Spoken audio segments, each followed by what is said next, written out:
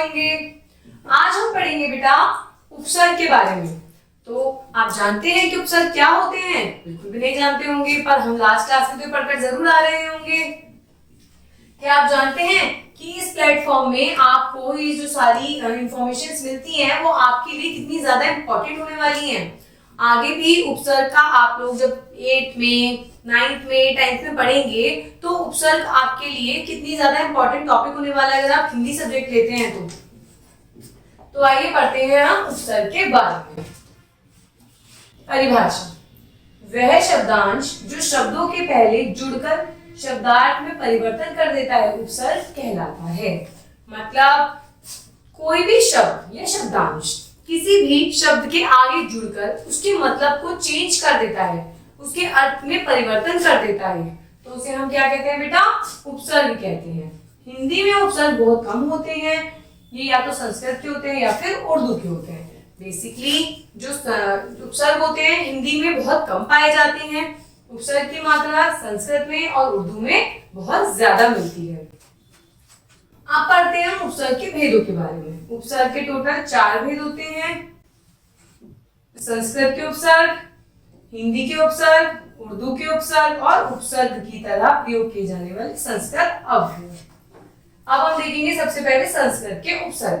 अनु उपसर्ग है, इसका अर्थ है समान या फिर पीछे। तो हम इसका कैसे बना सकते हैं? अनुसरण, अनुरूप, अनुसार। तो क्या हुआ?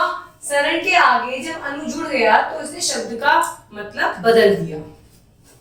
अन मतलब नहीं या फिर अभाव, अनेक, अनादर, अनाचार।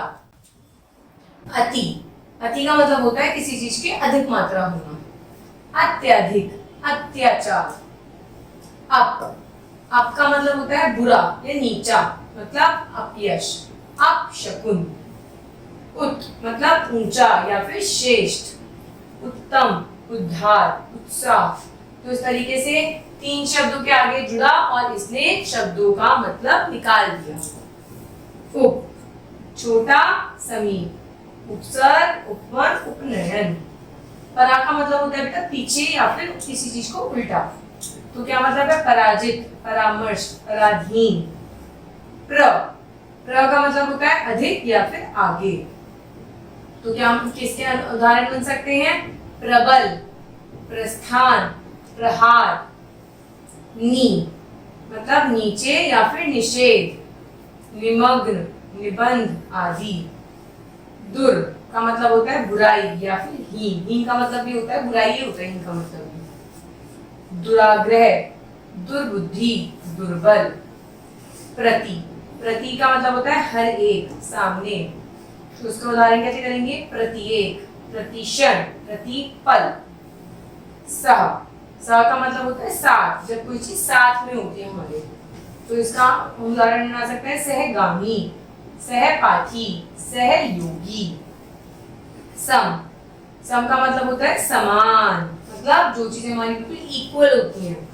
इसमें देखिए संबंध, संसार। स्व, स्व का मतलब होता है बेटा अपना। हम संस्कृत में भी कहते हैं ना स्वयं, मतलब अपना। इसका यूज हम कैसे करते हैं? स्वदेश, स्वभाव। तो इस तरीके से हमने देखे बेटा संस्कृत के उपसर्ग किस तरीके से इन उपसर्गों को मिलाकर नए शब्दों का निर्माण होता है। हिंदी के उपसर्ग। अ का मतलब होता है बिना या फिर निषेध। इसका यूज हम कैसे करेंगे? अनाम, अज्ञान, अचेत। औ का मतलब होता है हीनता या फिर रहित। अवगुण, औजार, अवघट। अध का मतलब होता है आधा, अधजला, अधमरा, अधपका। कहते हैं ना कि अधमरा है ये व्यक्ति ना तो जिंदों में काउंट करा जा सकता ना मरों में काउंट किया जा सकता।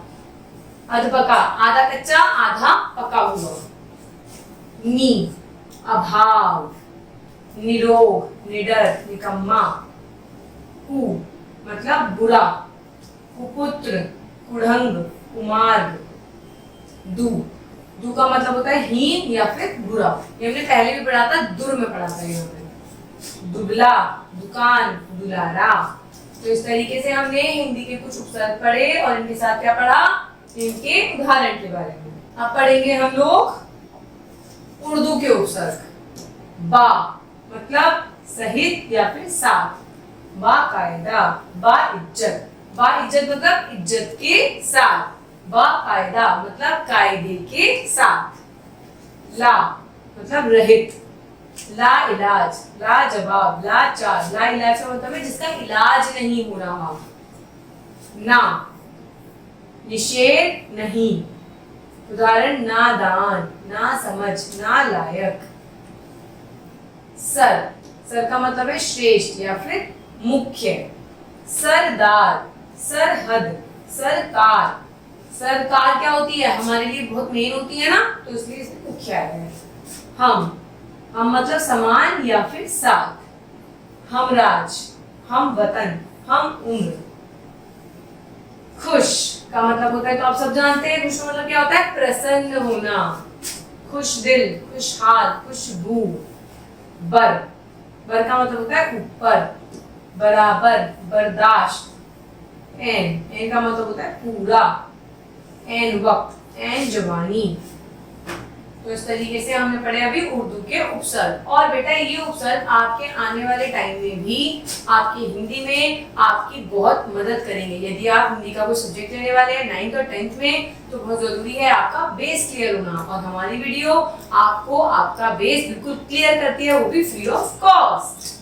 उपसर्गों की भांति प्रयोग किए जाने वाले संस्कृत के अव्यय, जैसे कु का मतलब होता है बुरा, हम उदाहरण क्या बना सकते हैं कुमार, कुरूप। स का मतलब होता है सहित, मतलब इसका उदाहरण सजल, सपरिवार, ससुंदर। जब आपको शादी के कार्ड में बुलाया जाता है तो आप क्या लिखते हैं, सपरिवार मतलब परिवार के साथ आना है, सहित आना है। अधः मतलब नीचे, अधोगति, अधोमुख। पुनः मतलब फिर, पुनर्जन्म, पुनर्निर्माण मतलब कोई चीज दोबारा रिपीट होना।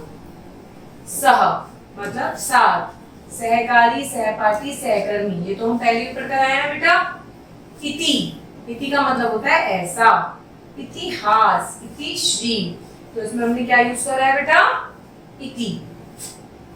अंग्रेजी उपसर्ग देखते हैं, सब रजिस्ट्रार, सब इंस्पेक्टर, तो ये क्या हो गया, इंग्लिश का हो गया। डिप्टी के बारे में है deputy manager, deputy collector, vice principal, vice admiral.